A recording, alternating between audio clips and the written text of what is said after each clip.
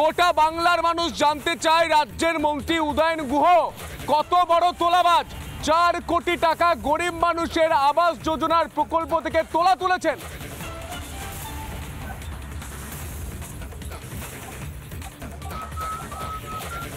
দেখো সন্তু, আবাস যোজনা নিয়ে ইতিমধ্যে প্রধান বিচারপতির ডিভিশন বেঞ্চ শোকজ করেছে এবং যে কথা তুমি বললে যে বিপুল পরিমাণ অর্থ তা নাকি লোকাল খালবিল ও রাস্তার কাজে ব্যবহার করা হবে এমনটাই জানানো হয়েছে। কিন্তু আবাস যোজনার টাকা কেন্দ্রের অন্য কোথাও কি ব্যবহার করা যায় প্রশ্ন তুলছে বিরোধীরা। এই মুহূর্তে আমার সাথে রয়েছেন কোচবিহারের বিজেপি নেতা বিরাট বসু। আমি সরাসরি তার কাছে যাবো। দাদা কি বলবেন? তৎকালীন দিনহাটা পুরসভার চেয়ারম্যান, বর্তমান উত্তরবঙ্গ উন্নয়ন মন্ত্রী, তিনি প্রধানমন্ত্রী আবাস যোজনার টাকা দেওয়ার নামে উপভোক্তাদের কাছ থেকে 20,000 টাকা করে নিয়েছিলেন, যেটা কিনা পাহাড় প্রমাণ টাকা।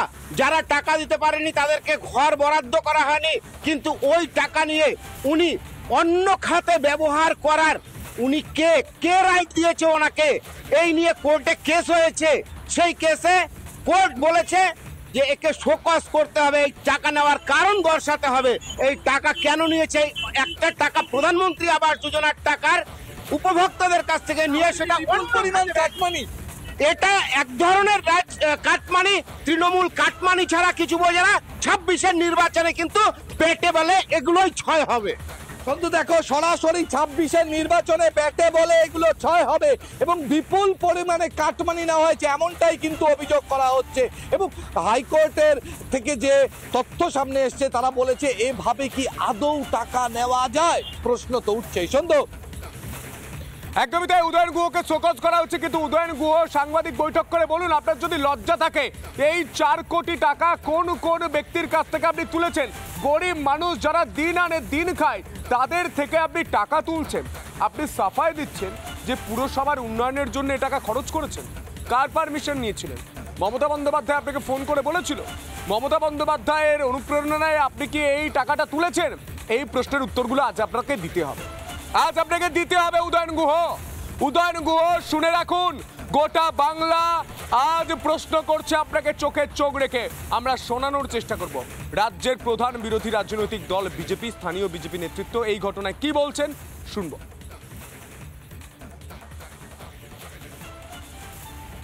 দিনহাটা পৌরসভায় তৎকালীন চেয়ারম্যান ছিলেন বর্তমানে উত্তরবঙ্গের উন্নয়ন মন্ত্রী উদয়ন গুহ। পৌরসভা থাকাকালীন তিনি আবাস যোজনার ঘরের নাম করে মানুষদের কাছ থেকে, বেনিফিশিয়ারিদের কাছ থেকে তিনি 15,000 টাকা করে নিয়েছেন। একজন উত্তরবঙ্গের উন্নয়ন মন্ত্রী যখন তিনি চেয়ারম্যান ছিলেন তখনও কাটমানি খেতেন, আর বর্তমানে উত্তরবঙ্গের উন্নয়ন মন্ত্রী হয়েও বিভিন্ন কাজে তাদের এই যে কাটমানি খাওয়ার প্রবণতা, সেই জন্য মানুষ কিন্তু বিরক্ত হয়ে গেছে। আগামী দিনে আমরা তাকিয়ে আছি হাইকোর্টের দিকে যে তার বিরুদ্ধে কি ব্যবস্থা গ্রহণ করা হয়। তোলাবাজ মন্ত্রী উদয়ন গুহ প্রায় 4 কোটি 42 লক্ষ টাকা তোলার অভিযোগ। কোথা থেকে তুলেছেন জানেন? গরিব মানুষ যারা দিন আনে দিন খায়, যাদের আবাসের বাড়ি প্রয়োজন, তাদের থেকে বলা হয়েছে তোমার আবাসের বাড়ি দরকার, আমাকে টাকা দাও, আমাকে টাকা দাও, তাহলেই তোমাদের বাড়ি হবে। এইভাবেই টাকা তুলেছে মন্ত্রী উদয়ন গুহ। লজ্জা করে? এই মুহূর্তে স্থানীয় সিপিএম নেতৃত্ব আমাদের সঙ্গে টেলিফোন লাইনে রয়েছেন। আপনাকে রিপাবলিক বাংলায় স্বাগত জানাই। আমি পরিষ্কার প্রশ্ন করতে চাই, এই উদয়ন গুহ সাধারণ মানুষের যে টাকা, সেই টাকা তোলাবাজি করছে। রাজ্যের মুখ্যমন্ত্রী নিশ্চয়ই জানেন, আপনাদের ভূমিকা কি? আপনারা কি প্রশ্ন করছেন? নিশ্চিতভাবে আমরা প্রশ্ন তুলেছিলাম। আজকে নয়, 2019 সালের 17ই জানুয়ারি সিপিআইএম এর পক্ষ থেকে লিখিতভাবে স্মারকলিপি দিয়ে জানানো হয়েছিল ঘরের জন্য যে এক্সট্রা 20,000 বা 45,000 টাকা নেওয়া হচ্ছে, সেই টাকা নেওয়া কোনো বৈধ নয়। সেই কপি আমরা আপনাদের জানিয়ে দিতে পারি। সেই সময় আমরা কেন্দ্রীয় সরকারের যে মন্ত্রক, সেই মন্ত্রককেও আমরা জানিয়েছিলাম, রাজ্য সরকারকেও জানিয়েছিলাম, কিন্তু দীর্ঘদিন ধরে সেটা তালবাহানার মধ্যে ছিল এবং গরিব খেটে খাওয়া মানুষ যাদের ঘর পাবার কথা, তাদের কাছ থেকে এই টাকা নেওয়া একদম অনৈতিক এবং এই হাইকোর্ট যা রায় দিয়েছে সেই রায়কে আমরা স্বাগত জানাচ্ছি এবং গোটা বিষয়টা তদন্ত করে বিষয়টা দেখা হোক এবং যে সমস্ত মানুষ ঘর পায়নি তাদের ঘর পাওয়ার ব্যবস্থা হোক এবং কেন্দ্রীয় সরকার তারা যে প্রকল্পগুলো নিয়ে আসে সেই প্রকল্পগুলো যথাযথভাবে মানুষের কাছে পৌঁছচ্ছে কিনা সেটা দেখবার মতো তাদের কোনো পরিকাঠামো নেই। এখানে রাজ্য সরকার এবং কেন্দ্রীয় সরকার উভয় সরকারেরই একটা ব্যর্থতা আছে এবং এই কাটমানির টাকা কোথায় গিয়েছে এবং কাদের হাতে পৌঁছেছে এবং সেই 4 কোটি টাকায় কোথায় উন্নয়ন হয়েছে তার কোনো দিক নির্দেশনা কিন্তু সেখানে আপনারা দেখতে পাবেন না। এর আগে অডিট ডিপার্টমেন্ট বারংবার বলেছে যে এই টাকা সাধারণ মানুষকে ফেরত দিতে হবে, কিন্তু পৌরসভা দেখেছে সে টাকা নাকি তারা খরচ করে ফেলেছে, কিন্তু সেই টাকা খরচ করার এখতিয়ার তাদের নেই।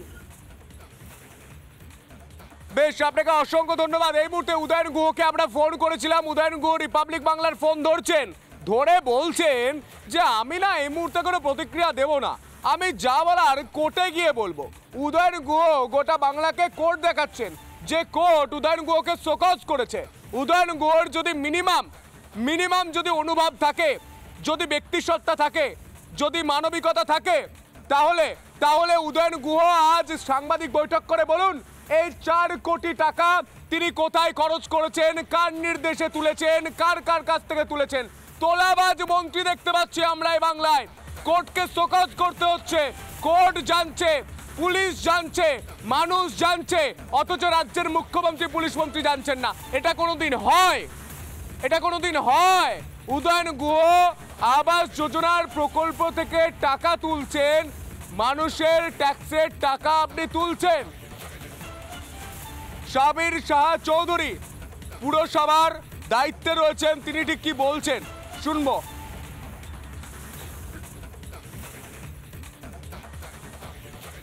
আপনারা যেটা বলছেন সেটা কোনো অফিসিয়াল নোটিশ এখনও আমরা পর্যন্ত কোর্ট থেকে কোনো কিছু পাইনি।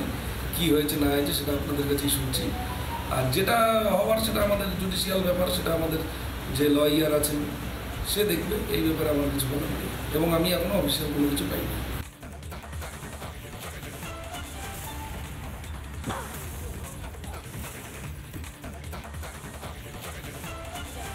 নানা ধরনের কন্টেন্ট দেখার জন্য লাইক করুন, শেয়ার করুন আমাদের ফেসবুক পেজ, সাবস্ক্রাইব করুন আমাদের ইউটিউব চ্যানেল। পাশাপাশি অন্যান্য ব্রেকিং নিউজের জন্য অবশ্যই চোখ রাখুন রিপাবলিক বাংলায়।